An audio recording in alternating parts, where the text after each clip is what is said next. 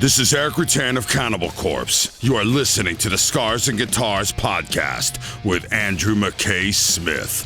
G'day everybody. I've got a conversation featuring the members of Inhuman Condition to share with you. You'll be hearing from Terry Butler, who's also in Obituary, Taylor Nordberg, who's also in Deicide, and Jeramie Kling, who's been in a number of bands, but most notably recently, he was a member of Venom Inc. Now, the chat was conducted aboard 70,000 Tons of Metal 2024. I really enjoyed this one.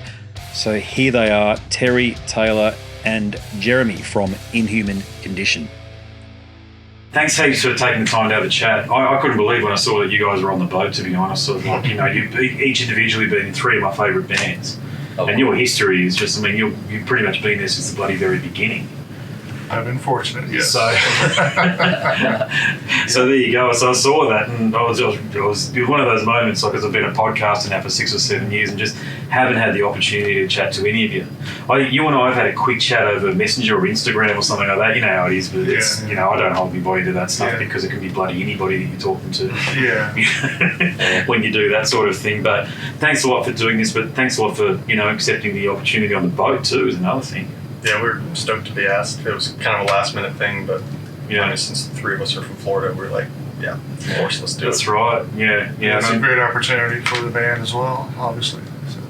Yeah, well, look, I noticed Lee's now on the boat as well, so you guys have got some sort of a reunion going on out in Florida, guys. Yeah, it's pretty great. We're actually going to do a signing with them afterwards, so it's us and Monstrosity are going to do a signing. I saw that. So we'll be all hanging about, you know. Yeah. Alligators and oranges are going to be like, you know, crawling out of everywhere.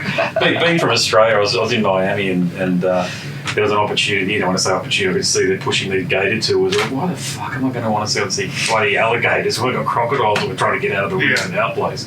Well, indigenous people or people that have been living in Florida for a long time, they don't do that stuff. Yeah, of course not. It's a tourist. It's a weird tourist thing, isn't it? Yeah. I don't think I've ever stepped foot on an airboat tour. No.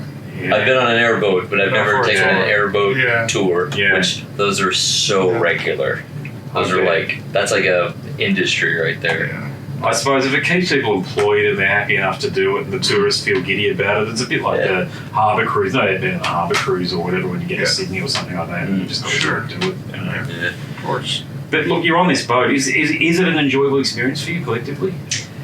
For me, so far it's been great. Absolutely, yeah. The whole crew, everybody's really nice. Most of them are all friends of ours. We've toured in several different configurations throughout the years with many different people. So, I mean, like, you're kind of like, it's so almost like NAMM, where you can make it like 10 feet and you have to stop and talk to someone. And then you make it like another 10 feet and then you talk to some other friends and you're like, on your way to just go to bed, you might be spending like 45 minutes, you know, just to get there. Oh, I haven't seen this. Yeah. A lot of the stagehands and all the crew. And right. all that. I'll bet. I mean, the merch people, between the three of us, we pretty much know every one of them. You spend like weeks collectively on maybe months on a bus with them or something like that. It's guys know people pretty well. It's a family for sure. Yeah. Well, what about the idea of the onshore experiences and the like? Did they give you guys the option for, I noticed Sodom and the Halo Effect, I think Tigers of Pantang of all bands have got an onshore experience with the band going, or was that offered to you guys? I think it was offered, but it was like I said, we kind of got added last minute. Yeah. So we were just like, well, let's just get on the boat and we'll worry about that later. Yeah. So I think doing too much. Let's just get on the boat. Yeah. And then we leave immediately after. So we get back to land on Friday, and then we go and meet the bus to go to Atlanta. We play Saturday in Atlanta. Oh wow! So I mean, we're like off this and running. Yeah. So full U.S. tour. Well, U.S. and Canada tour. Let's talk about that for a moment, because in Inhuman Condition, there's a perception, probably rightly so, that it's a legacy band, but you don't act like it. You're out there. You got 4 singles, 2 albums, and 2 EPs. 1 AP. One I EP. guess the covers. Oh yeah, forgive me. Yeah, but the point is, in and amongst all that, that's all since about 2021.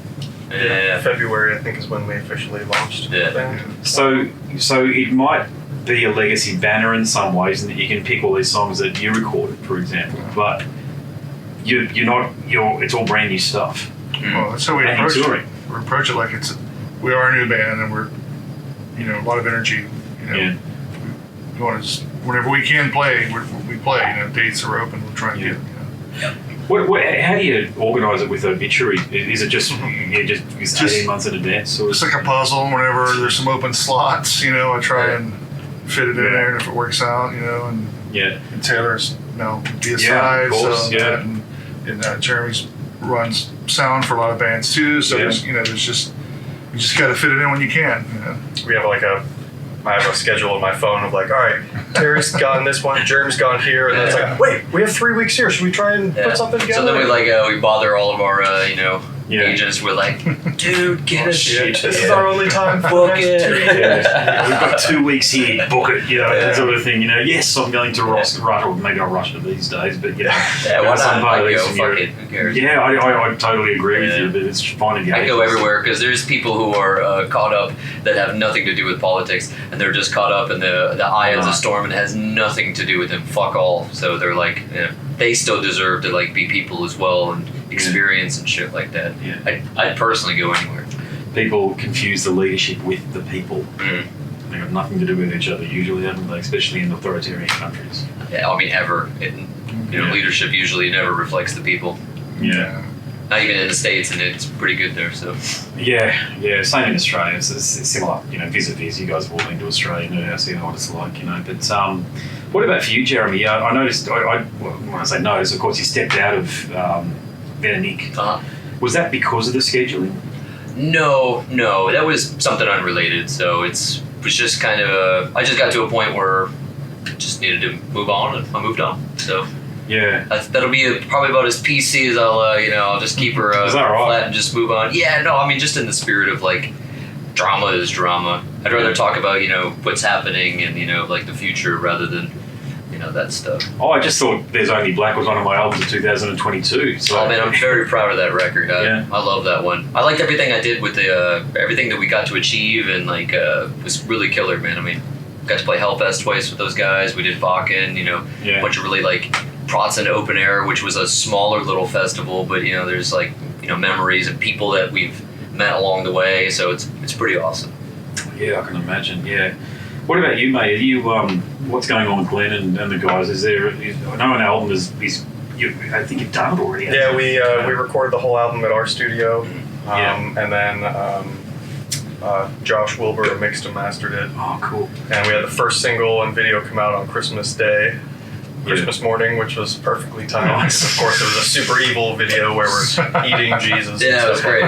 Very. They were like, "Really, guys?" I was like, "Yes." Deicide's still pissing off for 35 years. People or are whatever like, it is, man, when is he gonna just forgive Jesus? Dude, I actually tell Glenn all the time. I'm like, Glenn, I still get that.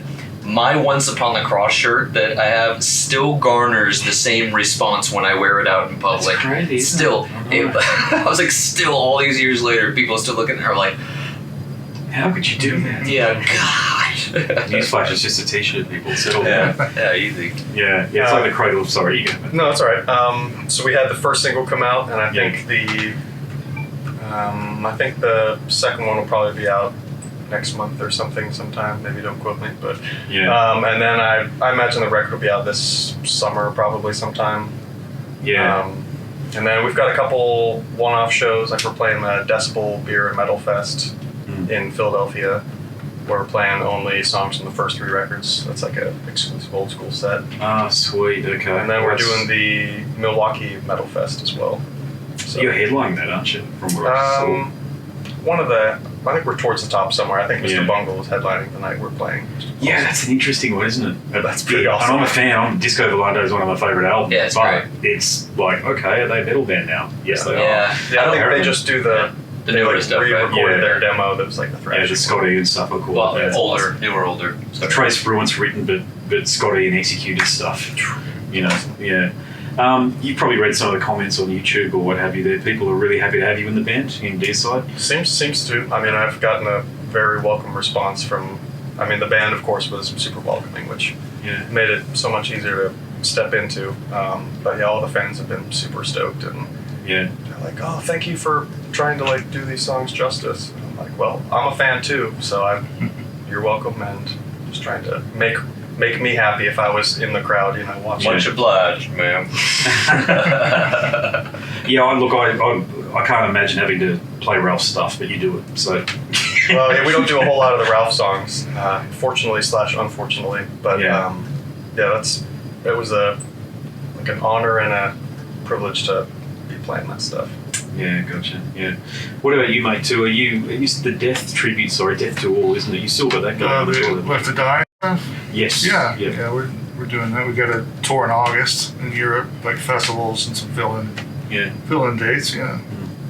You were quite prominent in that video too. The one, the Death by Metal. Yeah. The one about Chuck and went down there. Yeah. Was that a challenge for you to have to sort of revisit some of that stuff? And a little bit, yeah. For the most part, it's all good memories from back then. Obviously, it was a great time. Yeah, it was early, so kind of touring in '87 in a tiny little van. But hey, it was awesome. It's so. Is it when you think back to the mid '80s or what have you? I mean, it goes back that far. Let's face it. But was it even conceivable that you'd be talking to someone like me from across the world in a bloody cabin like this right now about a band? I had no idea. No thought about that. You're just sort of putting one foot in front of the other. Yeah, I remember listening to metal before Metallica were even a band. You know what I'm saying? Way back, and so seeing this whole genre start from like its infancy to where it is at now is like amazing. Yeah, it's a great ride. Yeah, for sure. Yeah.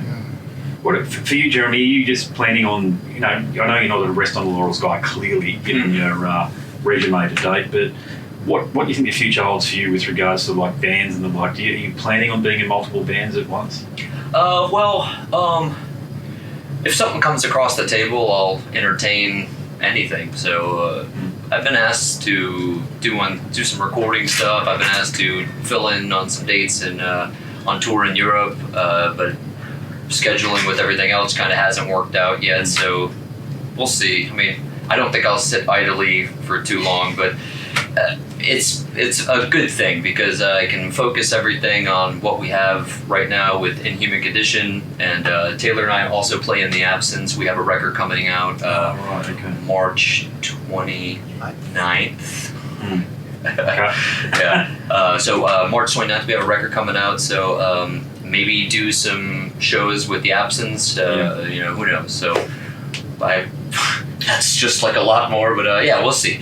Also very one step in front of the other. Deicide, Inhuman Condition, Left to Die, and there's got to be a couple other bands. Get them all. Then we can schedule it. That we can schedule. We'll just do a festival tour with all those bands. Yeah, exactly. Yeah. And we were talking about it. I was like, oh man, we can we can round everybody up, and we just travel by train. I know. It's have you guys? I haven't asked this question yet of all the bands that I've interviewed, but are the COVID restrictions, are they completely over now? Because I know you guys travel a lot, so you'd know.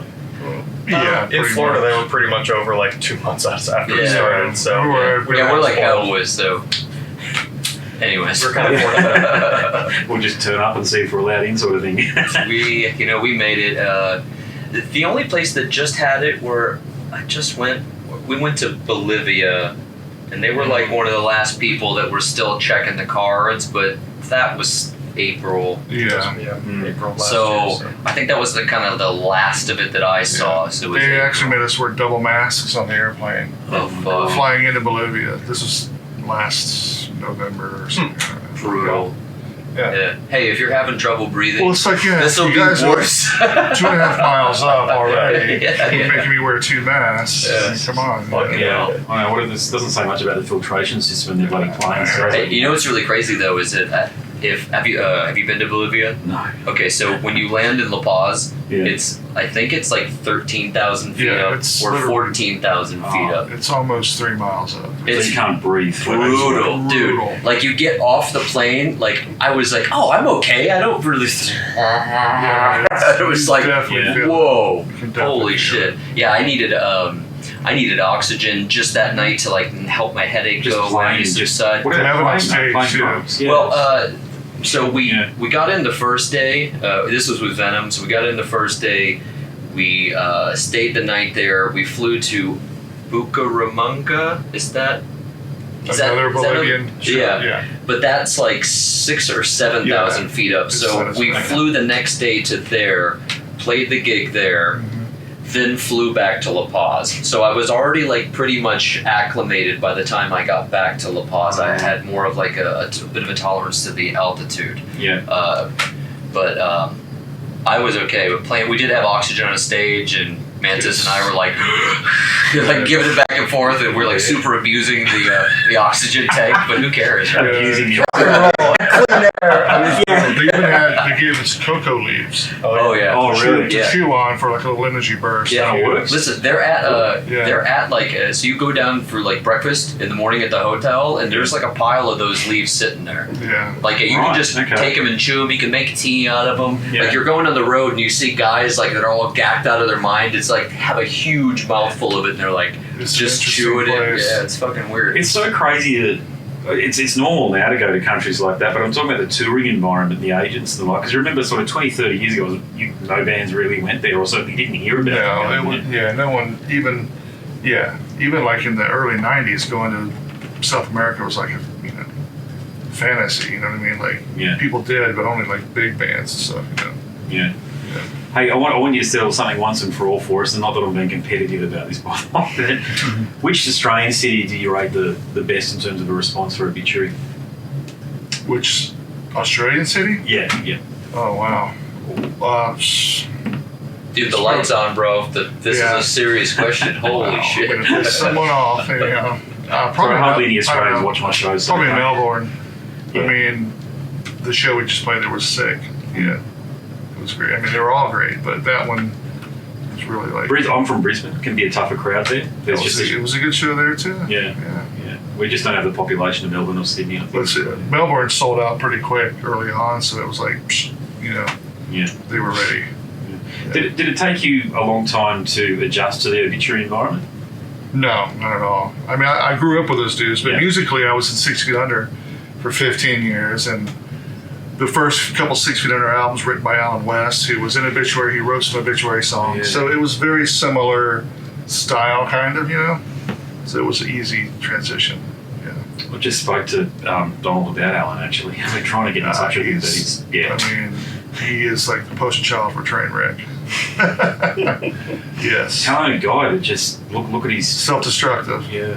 It's horrible. I went to school with the guy. I've known him since, we were kids, but he's... Was he like that back then? No, he was very quiet and reserved and, kind of socially awkward. But it wasn't until, mid-90s, he started kind of falling off the tracks kind of then, But I hope he finds himself, finds his way, and just, not even regarding music, just his life. Yeah. Just get back on track, man, What, did you know Richard Brunel at all? Yeah. Are there a lot of parallels there? Yeah, I guess some. But I didn't know Richard as much as I do Alan, but I did know him. Yeah. It's a shame. It's a hell of a shame. He was talented as well. Yeah. No doubt. Yeah. Have you had much interaction with the Hoffman brothers at all? I think I met Brian once. He came actually to one of our other side bands. Yeah. Played I used to work with Brian at Dean D-Drum. So I was there. It was like 11 or 12 years ago, and he was always great. I got the fanboy out of it. I mean, you were head of marketing, weren't you? Was that what you? No. I was creative control. Quality control supervisor for like the D-Drum for all like their shipping and all that stuff like that. So. Okay, gotcha. It's a lot of hats you wear, isn't it? Has it always been that way for you? Well, it's kind of been like it's sort of been like a snake. It's just kind of this way and that way, and then there's a path, and then I started. Try and make a long story short is I started crewing for Hypocrisy and Scar Symmetry. Jonas had recorded my band's second record, The Absence. He recorded Riders of the Plague, and then we became friends. He's like, "Hey, you're coming to drum tech and on tour for Horg and for Henrik," and I'm like, "Yeah, I've never drum teched," and he was like, yeah, can you set your drums up? And I was like, yeah. He goes, you got the job. He goes, anyways, we leave here, you can drink all you want, whatever, right? So it started there. Then I got another crew gig with, Overkill, and I crewed with them for like 3 years. And then I started doing monitors in front of house, and I already had studio experience anyway, so I just kind of applied everything that I do from there to mixing live. And I was also tour manager for Sepultura for a bunch of years because I had Scar Symmetry I tour managed Scar Symmetry, so that led to Sepultura doing a front of house for them, and then it just kind of all the while I kept playing, Yeah, and that's the other thing. Yeah, that was never supposed to happen, so that just kind of happened. So, anyways, here we are. He forced me to sing in the band. He was like, "You should just sing in the band." I'm like, no, man, we should maybe get because I played drums on the record, it was like I was just supposed to be the drummer. I was like, man, I wrote what I thought was like real cool, like I want to play this live. And then he's like, no, you should sing. And I'm like, no. And like 2 weeks later, he's like, dude, just sing. Yeah, he's like, dude, you gotta sing. And I'm like, oh, what if we got this guy to sing? He's like, he'd be great, but you should just sing. And I'm like, all right, fine. So we just went headlong at it, and here we are. So, are you doing the Mike Browning thing on the boat, or have you? No. We have a drummer. His name is Colton, and he's going to be doing this U.S. tour with us. Bright and shining young guy. So he's. I thought you guys might have been using Lee, actually, to be honest, because before being a Florida local. We did a couple tours with them. Yeah. Oh, that was awesome. That was a good time, and just kind of again, to use that snake analogy, just moved over and just went somewhere else. Like, if somebody's busy, this just didn't work out, so it was like we kind of approach it as like, rather than this guy's filling in, we say, well, this is our guest musician for the tour. So if I don't know, if we go to Japan or something, we might have a different guest there, or maybe Bill we'll have Anders will come out. Holy shit. No, that's he won't. He won't. We haven't even talked about it. I'm being silly. Next minute, blabbermouth. Yeah. You said, and then the fans. You said he's coming out. Now, if we play in California, maybe Lars sits in. Yeah, you never know. It's we just kind of kept it open, so it's cool. That's if you can get away from his art collection these days, or whatever it might be that he bloody gets into. Hey, if you're number one, then you can be into whatever you want. So yeah. But Terry, have you spoken to Dicey about bringing you guys down? Yes. Yeah. Is that likely this year? Yeah, 2024. Probably more in 2024. They got a lot of tours they're doing right now, like Carcass, Black Dahlia. They got Orange Goblin coming and stuff. But yeah, he's definitely interested for sure. Yeah, I mean, between his schedule and our schedule, it's pretty booked for this year. So I would imagine, hopefully, maybe next year. Yeah. It's really like looking at like a puzzle, like he said. And there's a bunch of shit filled in, and then there's a bunch of holes, and it's like. Yeah. Do you guys feel it too? I mean, I'm 45, okay, so of the vintage where like a one band would come through just in that year, like Sepultura would come through in 1994, and that was it.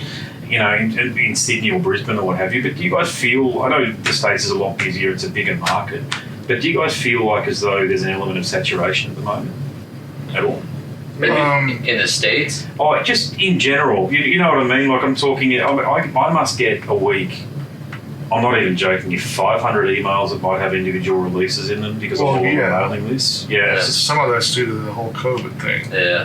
I mean, we're still bottlenecked. Everybody waited the whole time, and then it was balls to the wall when the gates were open, so to speak. Yeah. Everybody was recording records during that time, and they all came out in the last 2 years. Yeah. So instead of everybody like cycling kind of like this, it became this. Yeah, like everyone. Yeah. It's like a race. Oh, yeah. It just got, and we are suffering a little bit in Australia through. I was just Daniel won't mind me talking about this from Blood Red Throne, but he was looking to come down, and I was hitting up a few promoters, and they're just saying, look, we'd love to, but it's just we're too busy.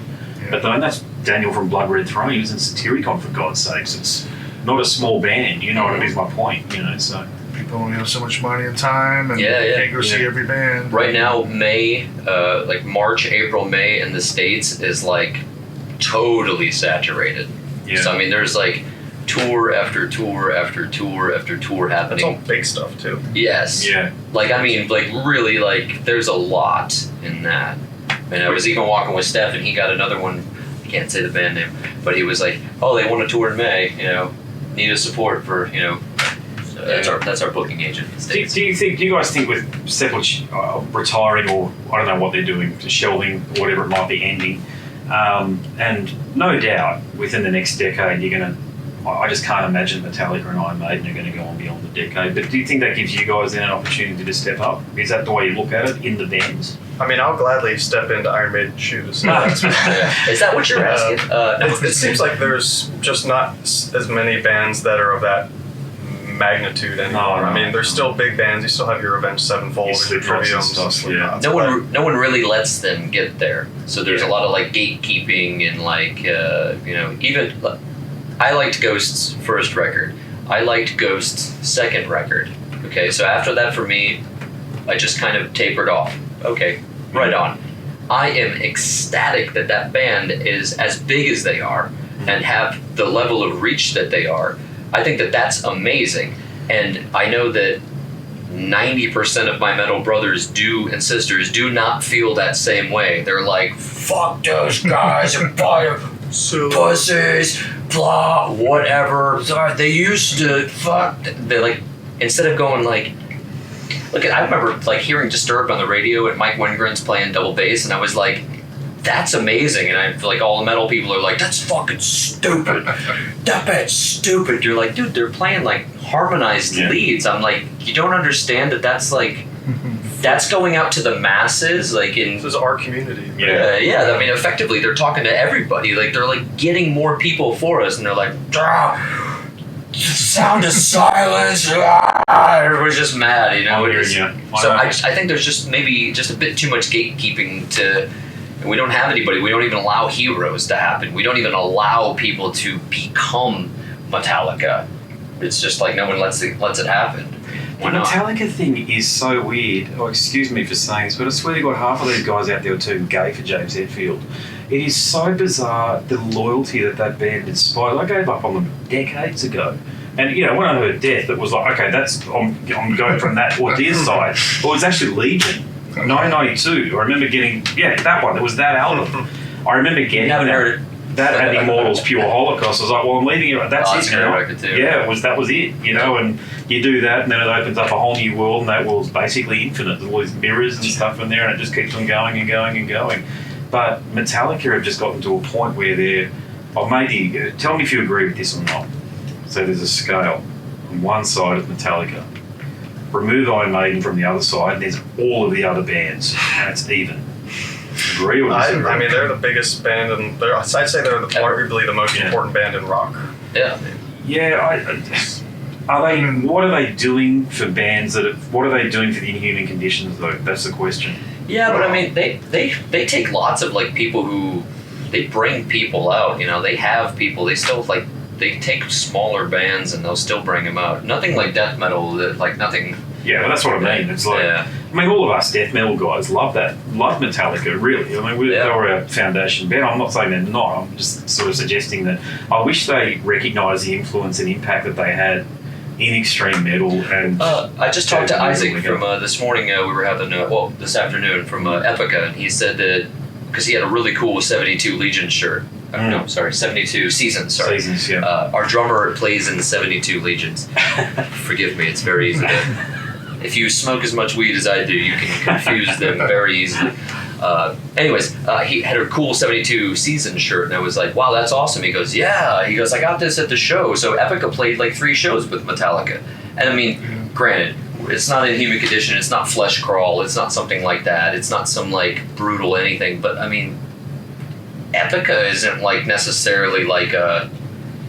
That's fucking awesome. I was like, whoa. I was like, I didn't even know that. Congrats, man. So, I mean, that's kind of cool. I mean, they're taking a band who's doing like bigger, smaller circuits, and they like come on out, Well, they're going to go up a level with what's going on with Nightwish.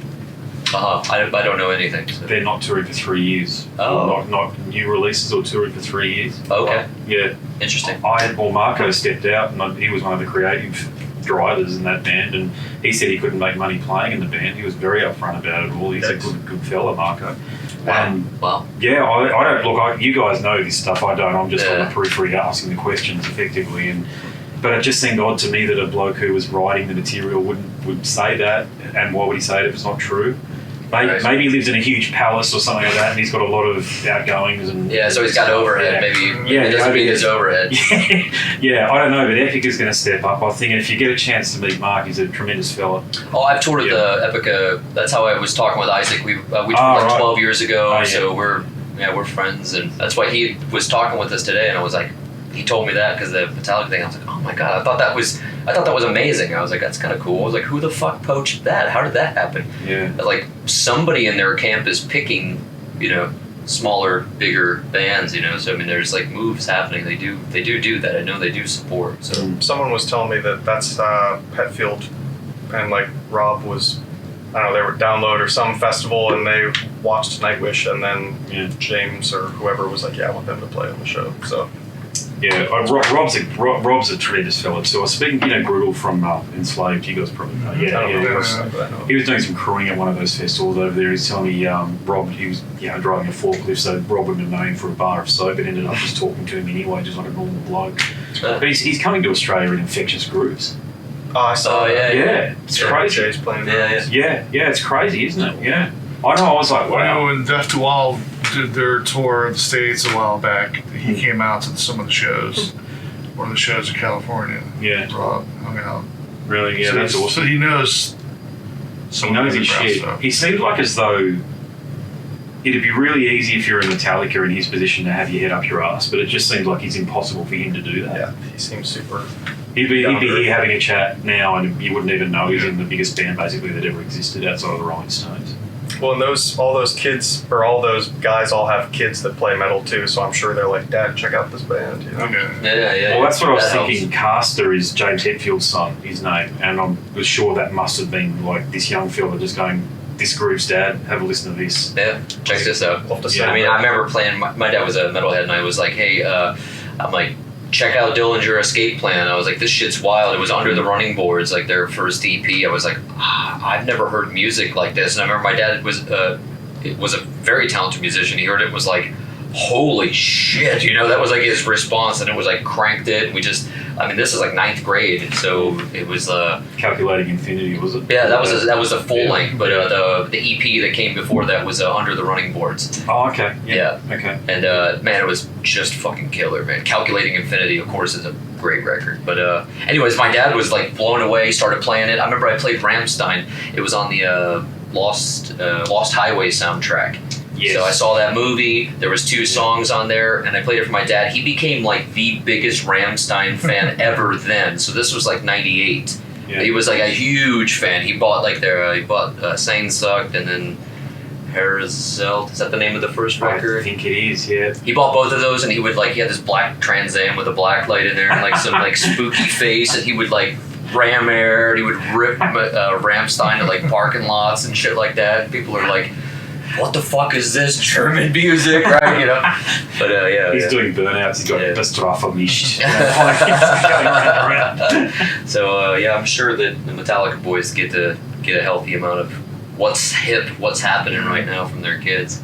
You guys you're clearly down to earth, okay, and you've earned your stripes. But I can't imagine what James deals with on a day-to-day. Apparently, he can't walk. You guys are mentioning that, of course, here in this environment, walking 10 metres before you stop. Apparently that happens to James when he goes to buy his bread and milk. Oh, yeah. Of course. I'd hate to live like that. Yeah. It'd be awful. I mean, you're at like Steven Tyler's stage. Incognito as much as you can, Yeah.